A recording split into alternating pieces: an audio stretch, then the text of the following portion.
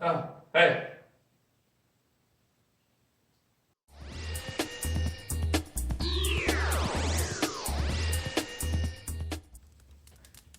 I'm just hanging out here by this, used to be a fireplace. Just thinking of the old days of, you know, roasting nuts, like, walnuts or chestnuts, and good old songs of chestnuts roasting on an open fire, Jack Frost nipping at your nose. I have no idea how this song really goes, but this fireplace doesn't exist anymore because it's gone down great. Things like that. But really, let's get to Flash's thoughts. Today, the one I have is why in nature does opposites attract? You only see this on a couple occasions. You got, the south pole of a magnet, and you got a north pole of a magnet. You stick them together, and they connect. If you try doing the same two poles, they bounce off each other. I'm sure some of you have tried this in school when you were younger. I know I sure did. You messed around with magnets and whatnot. And to go along with the magnets is when you look at an atom, you get positive and negative electrons that are attracting to each other. And that's kind of how we get lightning. You got positive charges up in the sky, you got negative charges down on the ground.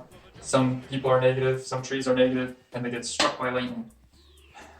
I kind of produce lightning, so I kind of know a little bit about this. I give off a positive charge wherever I go. I always see people smiling, so pretty sure I give off a positive charge. You know what I mean? Yeah. But you do get good and bad. They're opposites. You got superheroes and you got bad guys, or villains, as I like to call them. So wherever I'm at, I always end up seeing a villain, and wherever the villains are, I'm usually at because I have to fix their mistakes. So we're always going, against each other, back and forth, toe to toe. Then you also have dark and light. They're opposites, I suppose. When you got dark, you got a light.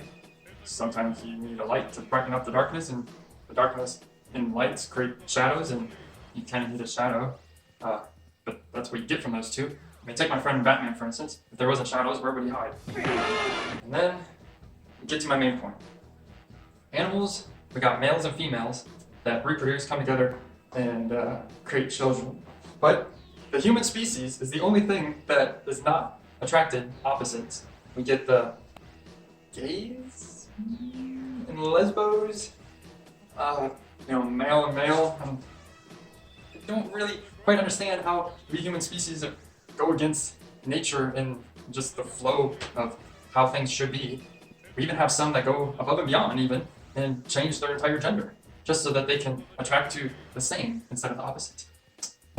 Take Captain Marvel, for instance, from the Marvel Universe, which was supposed to be a guy and is now a really hot girl, but let's not get into that because that's a whole different universe and I don't really care about that. I'm more about DC and my universe, so whatever to them.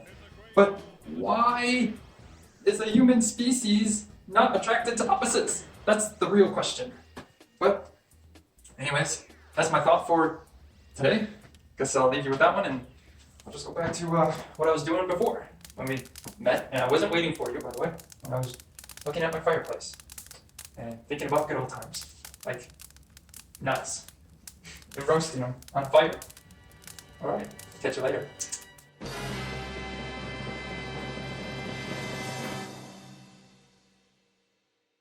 Chestnuts roasting on an open fire. And I don't even know the rest of the words to it. But in a metal grate that made it closed off. Things like That